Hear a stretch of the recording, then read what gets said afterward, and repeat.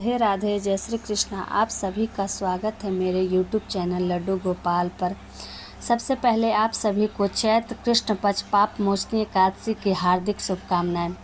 आज चैत्र कृष्ण पक्ष पाप मोचनी एकादशी है, तो चलिए बिना देर किए हुए चैत्र कृष्ण पक्ष की पाप मोचनी एकादशी की क्या कथा है इसको जानते हैं। तो चलिए मैं इस कथा को कहती हूँ और आप लोग भी इस कथा को जानने के लिए इस वीडियो को ज़रूर सुनें, ज़रूर देखें।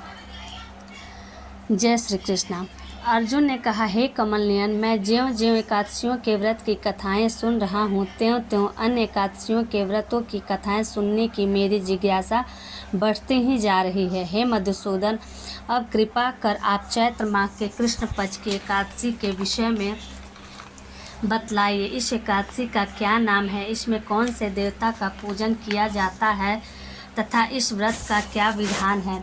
हे श्री कृष्ण, यह सब आप मुझे विस्तार पूर्वक बताने की कृपा करें। भगवान श्री कृष्ण ने कहा, हे अर्जुन, एक बार यही प्रश्न पृथ्वीपति मांधाता ने लोमश ऋषि से किया था। जो कुछ लोमश ऋषि ने राजा मांधाता को बताया था वही मैं तुमसे कह रहा हूँ। राजा मांधाता ने धर्म के गुहात्म रहस्यों के ज्ञाता महर्षि लोमश से पूछा, हे ऋषि श्रेष्ठ, मनुष्य के पापों का मोचन किस प्रकार संभव है। कृपा कर कोई ऐसा सरल उपाय बताएं जिससे सहज ही पापों से छुटकारा मिल जाए। महर्षि लोमश ने कहा, हे नृपति, चैत्र मास के कृष्ण पक्ष के एकादशी का नाम पापोमोचनी है। उसके व्रत के प्रभाव से मनुष्य के अनेक पाप नष्ट हो जाते हैं। मैं तुम्हें इस व्रत की कथा सुनाता हूँ, ध्यान पूर्वक श्रवण करो। प्राचीन समय में चैत्ररथ नामक एक वन था।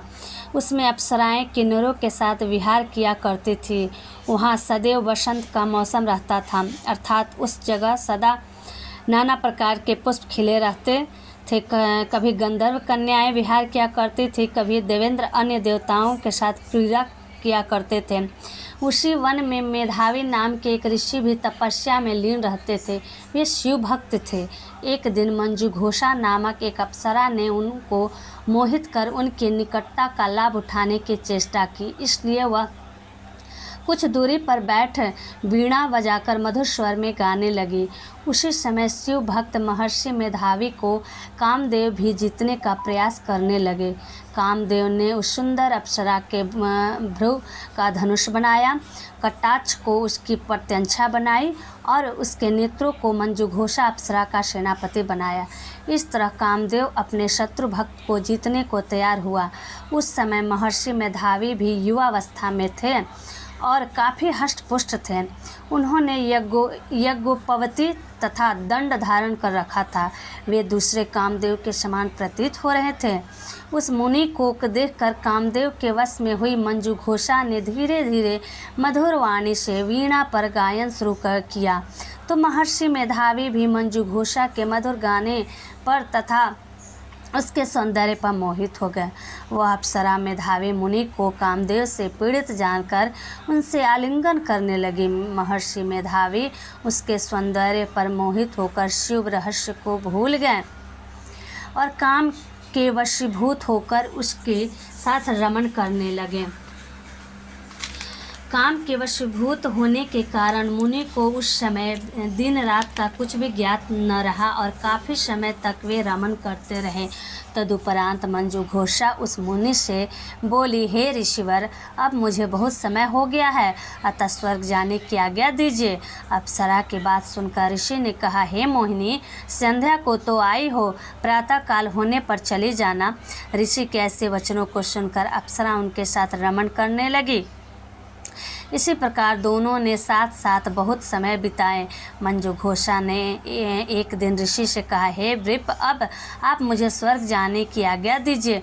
मुनि ने इस बार भी वही कहा, हे रूपसी, अभी ज़्यादा समय व्यतीत नहीं हुआ है, कुछ समय और ठहरो। मुनि की बात सुन अप्सरा ने कहा, हे ऋषिवर, आपकी रात तो बहुत लंबी है, आप स्वयं ही सोचिए कि मुझे आपके साथ आए कितना समय हो गया, अब और ज़्यादा समय तक ठहरना क्या उचित है। अप्सरा की बात सुन मुनि को उस समय का बोध हुआ और वह गंभीरतापूर्वक विचार करने लगे।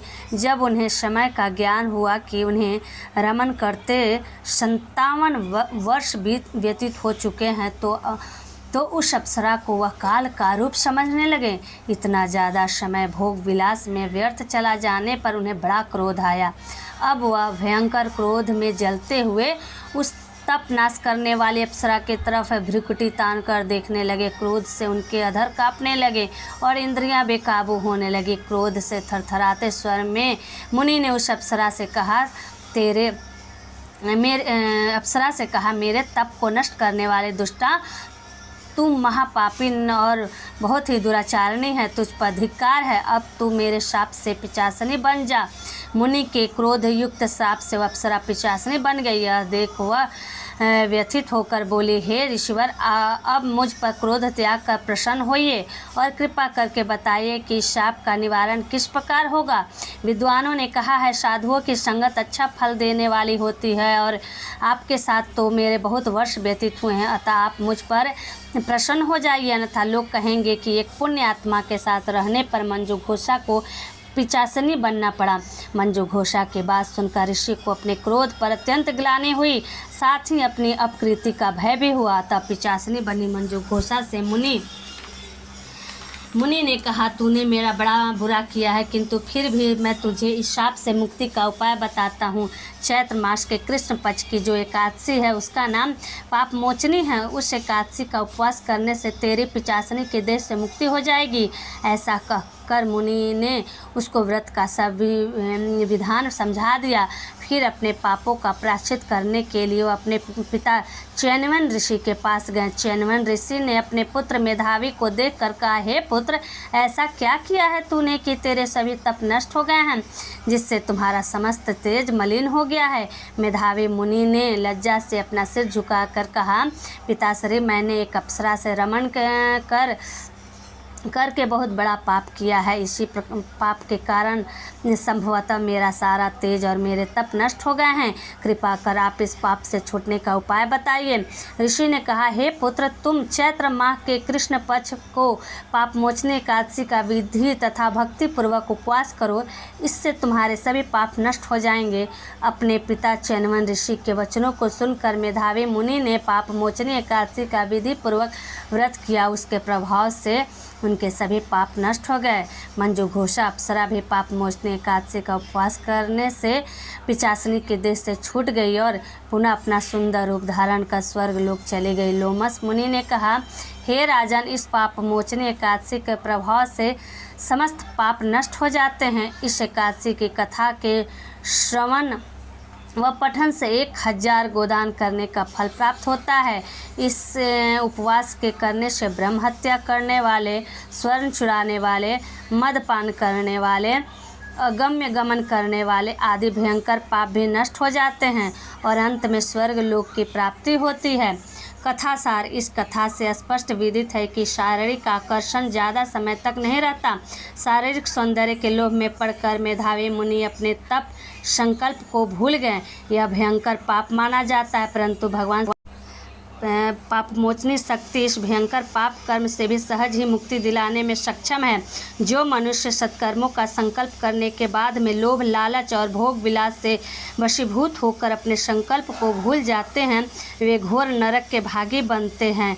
जय श्री कृष्णा, जय श्री हरि विष्णु भगवान की जय, राधे कृष्ण की जय। आप सभी को वीडियो पसंद आए तो लाइक करें, शेयर करें, सब्सक्राइब करें। जय श्री कृष्णा, जय श्री कृष्णा, जय श्री कृष्णा, जय श्री कृष्णा, जय जय जय जय जय।